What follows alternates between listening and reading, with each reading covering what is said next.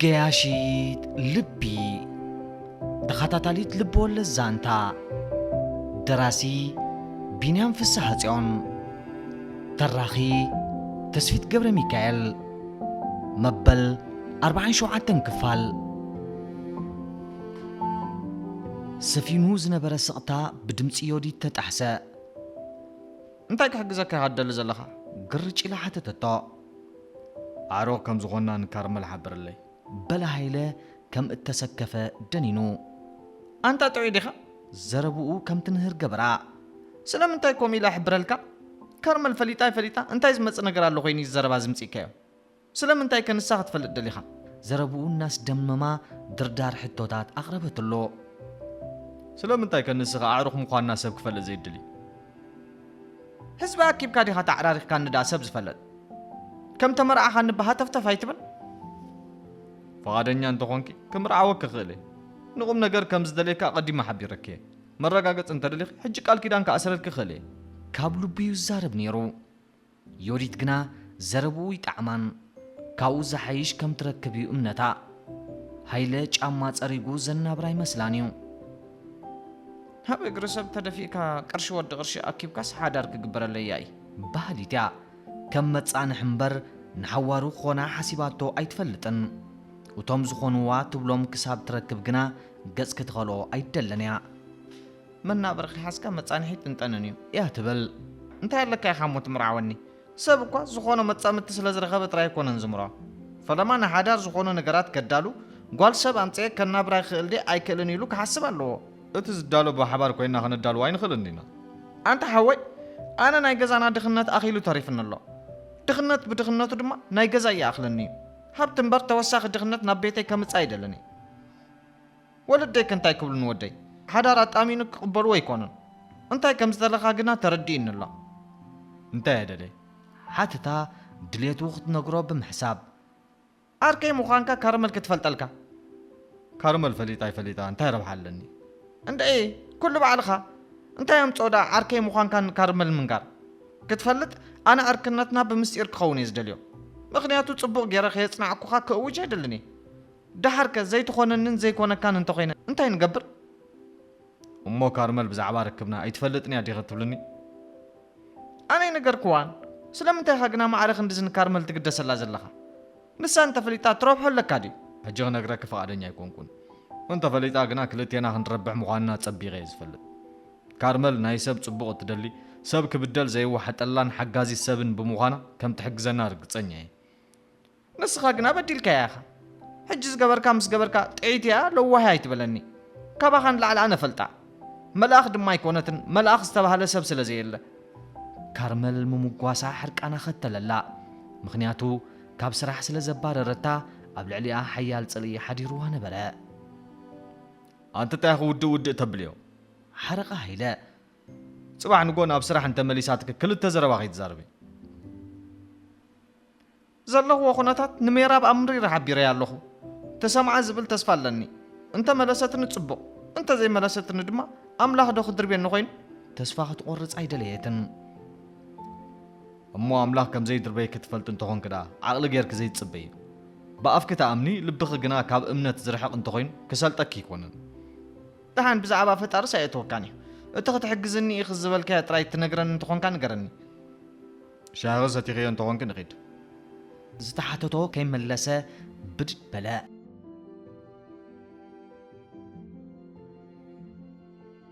اسرائيل مس دوللو نوح غزي خي وسديو ابز قصرو بوتا طبقيلو سلاز دول كاله يازي تحويسه بمبال دما زتسمعو سمعيت كمستا سنيو غلصا اسرائيل قويلو مستعذبو ابسبنتو لوط اسرائيل مسلو نوح اتا صمت نفسو زياده عبيرا كخمس مسي فتن كان تنبره حاغوسو كاوشتو خمزه يكونه يفلط نبره اذا غلط تسمون فصي ما يدقسكون حدا دغافيين امون حلايين سب كاب طلمني ابزاتو يبلين بمبال تسفا قوريص اب حزن يغني اجغنا املاح كبرو زعبه يخون دربينن عينتو قصرصرا بلا ايدونغين دما كبعينتو نبعت جربرب كبل تراي اسرائيل انترفوس سريقو خطمتو منم زبلو ينبرون وشتو غنا نتغبارو كقبلو سلازي كاله نحلنا شقررا اغاطيمو نبره نوح عينتو دريزو نقل خليتات إسرائيل إناتأمته دنينو سنتان أتوى نسو زربو زازيمو أب حساب كعقبن كله بانصارو إسرائيل سيف كمزو حتى وشتخو قرارت يفلطو نبرا إسرائيل حوي قصلنو قررو دحر مصراق هذا حقاز زلخان نسقات رايخا انت تليم كانوا مولى عالم كمز تلمني إسرائيل حوي كاب سدراين لعلي زامنك سلازي دقاقي مخبلك زدلي أبلع الكارمل زلن فقري أب حدا معلبي خصاب زبصحو وترو خطر لين سلازو خنكا بجها قص أي تخلاني محصنتو غربا إسرائيل رؤسو كواي نقنق انت نبرا بوشت غنا زاتو قداينا معمق قدقادي مرحو خمز نبرا يردو نبرا دقيم صلاتي خمز غنا يفلطن زفلطون اي مسلنني كاباخان لعلف كيريا سلازلو كحجزك يتصبه نفقر كارمل على علكا تزارب انكلخ معرخ ندي تحرق ان خمز الله يسردع كانلو بلا بلبو إسرائيل نزربا نوح كم ترى زربا سميعو كرسعي كالن نفس سقاو خمزن قد سلز قبرو نزحيله بدو كدالو خمزلو أمنا بزيكا غازا أمنا يبلين ديلوني زي ممكن السو نوح ومن سلز حسبو أزيو حزنا ولا بزيت أتوكا بالله هيوانا أدام قالوا اتننز تفترة ود تبعتاي قدقات كفحلالنا نحنا دما كنتالل كنبرينا أسكور قولا مسوشتون صرصرة ننبسو ديو كرقم نتا أمونغونهن رحكت زفترت كارمل أي فلتان زربانوه بتحد وغن كتر دنقاتة كفترلون كله بتكال إدما حركاني ختللو نبرا أنس كم زخون نبسو نحقا تنازي زدو يديك وطء أمونغو خلتا سمعي تغرقرا إذا قوال مماليسيات قوازات أرنزلا كم تبحادة متصحفكا سبيلكا زفكركا يا غرزو ملأخ كوينان تتصني حتكا فغردي خاخد صبايا ويسفت عرض عنوتو كل اكلكا ختلمن دنگرگري زبلكا يقاطي من زلو كمي مالت كاب حساب وص اسرائيل نزربا نوح اوشتو تحيلو سلازنبره كم تزدل ايتخاتاتولون اموري كابا وصاي كال اذا حسبه يبلون اذا فقر طراي كوين يسمعنن زلو قول دا اخي كون انت اسرائيل كون خالي بلكيت زمص اسرائيل أنا زمخركا زايد حبتخا ماي چولوت كتوسدكاي سكيات فقري بماي چولوت كحوي خالي مرسع ختلامد كتخل عليكا كما يجركاي موزيكال فلما تبعت أطري ننبسغا السعر مخال ناي فلما عاود مخانو يتزنقا ننبسغا حمكا ننبز وسدت كاي تصعبا ازي اي تغمكني ختبلا فتن شعو تصقمكا هتفتحيخا فلما قنا ننبسغا ذكرا ننبسي رسعي يادي سنبدي له حتى قومو هينو سمعني بزعبا نبسغا زي مقداس نهيوت كامرسع يسعب نسغا دمان نبسغا يتقدسلاني خا كي تقول رنبر نبسغا يتلعلني خا نوه نزاز رسع كاين نبسغا خمي غيركا فقرت مني لا قرم يزبلني تازفكر كا يسبونو كو فلما نبسغا خمتفكر مستراغاغص ان فقري اف دغيا تخفتلكا ننبسو زفكر وترن نبسو بصبق زحزن زكناخنني نوه زي سلازي بلكا نغزيو حساب تمصو قال مطمات يدليكاني بزي نحسيا زلفا كارمل نتي بمنقد نوح اب ايداز بصح اسرائيل زصحفو دبدابي نفلما اوان تزانيا كتنببو كفتتو امدقسيا بانغدعا تغومبيا ختنبب اب جمرتلو غنا هاندبت معصو تخفتا دقيس كدي كارمل ميراب حتوس عيبا اتوت اللهو زبلت كارمل ماش داتيخي سرح بعل خدعتيخي زبلو حتوتا تاسعبت نتاب ايدا زحزتا دبداب بدما اب تحت مترأس شكوتتا كابتو غومبياتلو زنبرت عرات بدد بمبال اب دندس تقمطت بعلي امبرر من دا عصولي نسخ خسلو تكدو ملسي هبا حتتت بزعب انتاي زي تردأ كارمل مبرح حتتت قوصرا سلازنبرا كتوص انكلا نحبتا اب سراح قديفاتا نبرت ميراب غنا بدبدبو حبتا سراح كم زلو وانبر كال زفلطتو اي نبران وا كتوص انكلخي سراح لن ديبلكنن انت قال ابزي عدمي ختا ارغلخ مسلني اقاچچات هو اي جباب بيلن دي رسعيو بمبال قبر ملسي دحر مهاب عين حبتا ختمت جمرت يودي الدويلات اللي نيرا ممصيا ጉዳይ አልዒላ ክትዛረብ ጀመረት እንታይ ክትብል ንዓይ ዘይደወለትለይ ስንዓኺ ከም ዝገረማ ንምሕባር በአቃጫጭና ክመስመሰት አፋጉማ ጸጸት አንተ ካርመል ንነገራት ቀልጢፍ ክባሉታ ተጥሚት የም ስለምንታይ ከመይ ገራ ድውለል ክትጽበይ አቦታ አሁን ክባነዝ ጉዳይ ራዩ ካብ ስራሕ ንስጎከካ ከመይ ገርካ ደፊርካ ድውለሉ አይ ድውለሉ ነኻ ምክንያቱ ድፍረት ካበይ ከተምጽእ ብምባል ንካልኢታት ዓሪፋ ንሓብታ ድሕር ምጥማት ስራሕ ምስ ወፀት አጋጢሞዋ ዘሎ ጸገም ክትሕብረኒ ያደው ኢላትለይ ንስኺ ድማ ረህረት ልበይ ስለትፈልጥያ ናባይ መጽኢኪ እንታይ ክገብራ ይኽደሊኒ ዘለኺ ሽግራት ራድያ ክትሕብረኪ እቲ ዝፈጸሞቶ በደል ግና ሓቢራትኪ ትፈልጥም ሰብ ንጸገሙ ልዕሊ ጥራይ ይዛረብ ካርመል ምክንያቱ ጸገም ዘጋጠሞ ሰብ ጸገሙ ፈጺሙ ስለዘይደቅሶ ዝፈጸሞቶ በደል ከም ዘይደግሞ ግና ምሒላትለይ ኣላ የቕሬታ ክትሓተክውን ክነግራየ ካርመል ገጻ ስለዝጠምዘዘት ሚራብ ዝረባ ቋረጸት ይቕራ ክትብለልኪ ይደሊ እንዲኺ ካርመል ከይመለሰት ብዕምቆት ድሕር ምስትንፋስ ካብ ተቐሚጣትሉ ዝነበረት ደንደስ ዓራት ተሲኣ ኣብ ክፍላ ቆመት ትርድን እንተሊኺ ንሓዋር ክሰጓይለ ስራሕ ደዋ የበልኳን ከምኡ ነይሩ እንተዝኸውን ቀልጢፈ ብኻልእ ሰራሕተኛ ምተካእክዋ ሰራሕተኛ ስእን መስለኪ ሰራሕተኛ ደወሳእን ኮይኑ ኣይሰኣንን እዩ እንተኾነ ንግዚኡ ክትቕጻዕ ድልያ ኣለኹ እዚ ስለ ዝኾነት ምኽንያት ንስኺ ከም ሓላይትን ደንጋጺትን ኮንኪ ትቕረብ እያ ካብ ማንም ላዕሊ ዝሓሌላ ዝነበርኩ ኣነ ንስኺ ድማ እዚ ክተፍልጥያ እዩ ዘለኪ ኣብ መወዳእታ ዝወርሒ እዚ ምንም ተስፋ ከይሃብና ክንጽበያ ኢና ብድሕሪኡ ልበይ እውን ዝገብረለይ ስለ ዘይኮነ ናብ ንቡር ስርሓ ክመልሳ እየ ጽቡቕ ሚራብ ተሰማምዐት እስራኤል ብዝተረበሸ መንፈስ ኣዕሚቑ ብምስትንፋስ ንሰማይ ገጹ አንቃሕረረ ኣብ ሰማይ ነነጢሮም ተዘርጊሖም ዝነበሩ ከዋኽብቲ ምሊሕ ምሊሕ ክብሉ ተዓዘቦም ከም ክቀራረቡ ዘይደልዩን ዘይሰማምዑን ገይሩ እናሓሰበ ድማ ቀዊሉ ተመልከቶም ጸላም መመሊሱ ይዓሙቕ ነበረ ወርሒ ኸዳ ኣብ ሰማይ ሃሰው ኢሉ ክሪያ ስለ ዘይከኣለ ንከዋኽብቲ ሓለዋ ገዲፋ ንግዚኡ ከም እተሓብአት ሓሰባ እንተ ዘይፈቲኻ ከምዞም ከዋኽብቲ ክትረሓቕ ኣለካ ዝብል ሓሳብ በኣእምሩኡ እናሰላሰለ ሰዓቱ ተዓዘበ ኣብ ግዜ ኣዳ እንታይ ኢላ ክትመጽእ ደቂ ኣንስትዮ ቦታ ቆፀራ ብሰዓተን እንተዝርከባ ነይረን ምዕባለ ናይ ዓለም ካብዚ ዘለዎ ብዕፅፊ ምወሰኸ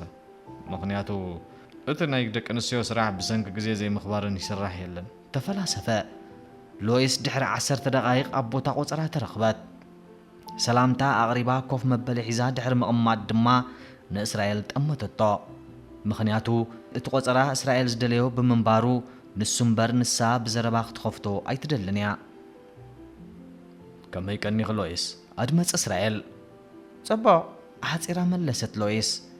ደሓን ዲኻ ዳ ምሸት እንድሪ ቆፂርካኒ ካብ ጥርጣረ ከይወፀት ሓተተቶ ብነገር ካብ ዝፈላለዩ ንድሓር ንፈለማ እዋን ይራኸቡ ብምንባሮም እቲ ቆፀራ ምቹእነት ኣይፈጠረላን ደሓን እየ እንታይ ዳ ስጋት ተሰሚዕኪ ኣይተሰምዓንን ከቶኸ ግና ከምኡ ስምዒት ዝሓዘለ መስል ዝኾነ ኮይኑ ንዘለና ዝምድና ናብ ሕውነት ክንመልሶ ስለ ዝደልኹ የቆፂረኪ ብምባል ከም ዝሓስብ ርእሱ እናነቕነቐ ናብቶም መመሊሶም ዝሃሱ ዝነበሩ ከዋኽብቲ ተመልከተ ኩሉ ነገር እንተዘይጥዒምዎ ይፍስም እዩ ዋላ ፍቕሪ ዝብል መልእኽቲ ዘመሓላልፍሉ ዝነበሩ ኮይኖም ድማ ተሰምዕዎ ኣይተረዳእንን መለሰት ካብ ዝሃበቶ ግብረ መልሲ ዝያዳ ገጻዩ መልእኽቲ መሓላሊፉ ምክንያቱ ከምኡ ክብል ዝፀውዓ ይመሰላን ከምቲ ብተደጋጋሚ ብፍላይ ፍቕሮም ኣብ ጸገም ምስ ወደቐ ዝገብሮ ብነገር ክቕበላዩ ትፅቢት ነይሩዋ ሰብ ኩሉ ግዜ ተኸራሪ ይነብርኒ ይቕረ ተባሂሉ መመንገዱ ክሕዝን ኣሕዋት ክኸውንን ይግብኦ ኣነ ንስኽን ድማ ኣብ ሓደ እዋን ፍቑራት ነርና ክንሰማማዕ ስለዘይከኣልና ግና ተፈላለዩና ኣለና ሎይስ ብኣስተሓቃር ኣኽመስመሰት ክንሰማማዕ ዲና ዘይከኣልና ወይስ ክንሰማማዕ ኣይደለናን እስራኤል ርእሱ ብምንቕናቕ ንሕቶኣ ድሕሪ ምስልሳል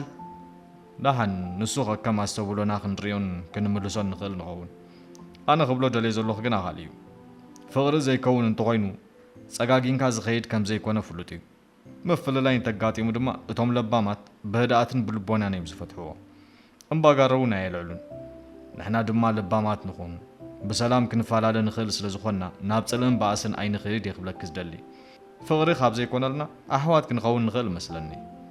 ሎይስ ካብ ምግራም ሓሊፋ ምንም ግብረ መልሲ ኣይሃበትን እንታይ ይኽብል ደልዩ ብምባል ግና ተሓስብ ነበረት ኣነ ምስ ካርመል ፍቕሪ ጀሚር ኣለኹ ጎቦ ጎቦ ክብለሉ ዝቐነየ ጉዳይ ኣብ መወዳእታ ዘይሕባእ ኮይኑዎ ኣንቶ ጎላዕ እዚ ድማ ከምቲ ኩሉ ዝፈልጦ ወዲ ቃላ ሓኒቕክ ናይ ትቕተላ ዝተባህለ ኮይኑ ስለ ዘሎ ክሓባልኪ ይደለኒ ፍቕሪ ናይ ምርጫ ጉዳይ ስለ ዝኾነ ትሰማማዕንን ተመረፅኩ ቀር ዝብለክ ክኸውንን ከም ሕማቅ ክትሓስብዮን የብልክን እዚ ዳ ቀዲመ ዝተዛረብ ኩሉ ዶ ኣይኮነን ሕጂ ድማ የረጋግፀልክ ኣለኹ እወ ከይፈትኻ ከተረጋግፅ ተገዲድካ ንዓይ ሓድሽ ነገር ኣይኮነን ኣቐዲማ ዓንገረር ዝበል ኩሉ ስለ ዝኾነ ብምስካር እውን ፅቡቕ እዩ እንኳ ከዓ ሓቂ ክትዛረብ ትብዓት ረኸብካ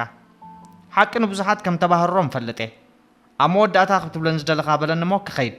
ምክንያቱ ትፈልጦ እናደጋገምካ እንተሰማዕካዮ ዒቕ ይብለካ እዩ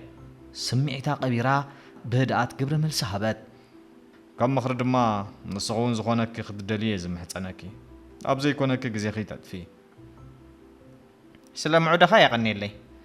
ግዜኺ ተጥፍእ ንዝበልከያ ግና ብዘይካኻ ግዜ ዘጥፋለይ ሰብ የለን ሕጂ ክትመጻደቕ ኣይትፈትን ውኻርያ ከተምስል ዝዋዕውዕ ተኣሰር ዲ ተባሂሉ ሎይስ ከተርድእ ንፈትኒ ሕጂ እውን ምሳኽ ኣለኹ እናበልኩ ስቕ ክብል እኽእል ነይረ እንተኾነ ሕልና ይገበረለይን እንታይ እዛ ሕልና እዚኣ ኣቃጨጨትሎ በይንኻ ድማ ልባም ክመስለካ የብሉን ሰባት በይኖም ልባም ክመስሎም እንተጀሚሩ ይጠፍኡ ከም ዘለዉ ክፈልጡ ይግብኦም መንዲ ቃልዒካ እንታይ ኻ ሕጂ ንጹህ ክትኸውን ትፍትን ስቕ ስለ ዘይበልኩ ብኽሳድካ ስለ ዝሓዝኩኻ ኢኻ ክትናዘዝ ተገዲድካ ዘለኻ እምበር ተሓቢእኻ ዝኸድካዮ መንገዲ ነዊሕ ምዃኑ ኣጸቢቕ እፈልጥ እየ ሰራቕ ድሕር ነዊሕ እንዲ ዝናዘዝ ሎይስ በጃኺ ኣብ ስምዒት ኣይትእተዊ ኣነ ምርጫይ ነጊረክ ኣለኹ በዲለክ እንተኾይነ እዝን ዝንበልኒ ክኸሕስ ጉዳይና ግና ሕጂ እውን ብሰላም ይወዳእ ሃይ ኸ ንስኻ ኣስቆርቆረት ንምዃኑ እንታይ ኻ ክትከሕሰኒ ዝበልክኒ እንተዘይተሰማሚዕና ድማ መንጉኛታት ጌርና ንውዶ ካብኡ ተረፈ ስምዒትን ካልእን ዘድልየና ይመስለንን ተኪሩ ጠመታ ሓደ ነገር ክትተሓባበረኒ ዝደልዮ ድማ ኣሎ ንረብሓኻ ከም ዝቆፀርካ ንፍሉጥ እንዲ ክትዛረብ ፈቒደልካ ኣለኹ ኖ ትፈልጥዮ ስለ ዝኾንኪ ንሱ ድማ ብካርመል ሕሙም ስለ ዝኾነ ናተይን ናይ ካርመልን ርክብ ከይፈልጥ ሓደራኺ ዘይሓላፍነታዊ ተግባር እንተጌርኪ እቲ ዝህሰ ንሱ እዩ ካርመል ኣብ ዝኾነ ይኹን እዋን ንኖህ ኣይትመርፆን እያ ኣብዚኣ ካብ ልቢ ምትሕብባር ክኸድልየኒ እዩ ተማሕፀና ዝገርም እዩ ፍሩያት ዓይንታ ፍጠጠትሎ ክንደይ ከትደፍር ኢኻ ንኽልተ ሰባት ትብድል ከም ዘለኻ ይርዳእካ ደሎ ሓራይ ናተይስ ዝኾነ ይኹን ንኖህ ክትሕጉዘ ኢልካ ኢኻ ቕሪብካዮ ኣይትጥለም ኣማኒኻ ከይጠልመካ ፈጣሪኻ እኳ ዝበሃል ኣሚኑ ከምዘይመፀካስ ክትጠልሞ ብሓቂ ጨካን ኢኻ ሎይስ ኣይተጋገኸን እንተኾነ ልዕሊ ዓቕሚ ይኮይንኒ ኣቢሜሌክ ዓርከይ ጥዑይ ምዃኑ ድማ በዚ ኣጋጣሚ ክሕብረክ ደለየ እንታይ ማለትካ እዩ ዘይናቱ ከይትህብዮ ንዓኻ እኳ ዘይናትካ ዘይሃብኩኻ ወሪድዋ ኣቢሜሌክ ዳኣ ፈልጦ እንዴ ጽቡቕ ኣዒንቱ ካብ ሎይስ ንምህዳም ናብ ርሑቕ ሰደደን ካብ ሕጂ ንድሃር ከም ዝፈትዋ ሓብተይ ክርኤክ ምዃነ ይቃልኣቱ ንስኹ እውን ከምኡ እንተትርኢኒ ደስ ምበለኒ ትኽእለሉ ኢኻ እቲ ዘሕዝን ግና ክእለትካ ንጽቡቕ ዘይምዃን እዩ ዝኾነ ኮይኑ ኣነ ኣሕዋት ስለ ዘለውኒ ጠላምን ካሓዳይን ሰብ ሓወይ ክኸውን ኣይፍቅድኒ ከም ጸላእየይ ከም ዝርኤካ እውን ከረጋግጸልካ ደሊ ፈታውን ጸላእን ክኾኑኻ ዘይትደልዮም ሰባት ኣብዚ ዓለም መሊኦም ስለ ዝኾኑ ሓደ ካብኣቶም ክሓስበካ እየ ኣብ ነፍሲ ወከፍ ደቓይቕ ባዕልኻ ትፈጥሮም ዘለኻ ጸላእቲ እኹላት ስለ ዝኾኑ ኣነ መወሰኽታ ስለ ዘይኮነካ ኣይትሰከፍ ብዛዕባ ኣቢሜሌክ ግና ንስኻ ይትነግረንን ኢኻ ከምኡ ዘይምዃንካ ጥራይ ነብስኻ ፍለጣ ቻው ካርመል ከመይ ቀኒኺ ኢሉ ንዝጅምር ደብዳቤ ብህድኣት ክትነቦ ጀመረት ደብዳቤ ድልድል ናይ ዝሰራሓቑ ሰባት ምዃኑ ዝፈልጥ እኳ እንተኾንኩ ንዓይ ግና ኣብ ቀረባ እንከለኹ ምሳኺ የራኽበኒ ስለ ዘየሎ ኣራኻቢ ናይ ዝፈርሑ ሰባት ኢለ ሰሚየ ኣለኹ ከመይ ትኾነለኺ ካርመል ኣነ ካብታ ንዓኺ ዘፍቀር ኩሉ ለይትን መዓልትን ጽቡቕ የለኹን ጽቡቕ የለኹን እንተበልኩ ንዘለኽዎ ሓቂ ምንዛዝ ስለ ዝኾነ ክትቕየምለይ ኣይግባእን ካርመል ሓፍተይ ከም ፀሓይ ትደምቂ ፍጥረት ብምዃንኪ ንዓኺ ዝብህጉ ሰባት ሃረር ኢሎም እንተተጸበዩኺ ከም ድኻም ክትቖፅርሎም የብልክን ከም ዕምበባ ተዋናውኒ ብምዃንኩ እውን ንህቡ ኮይነ ኣብ ኣፍ ደገኽን ተዛወንኩ ሕማቕ ክስማዓኪ የብሉን ኣይትሓዝለይ ዳ እምበር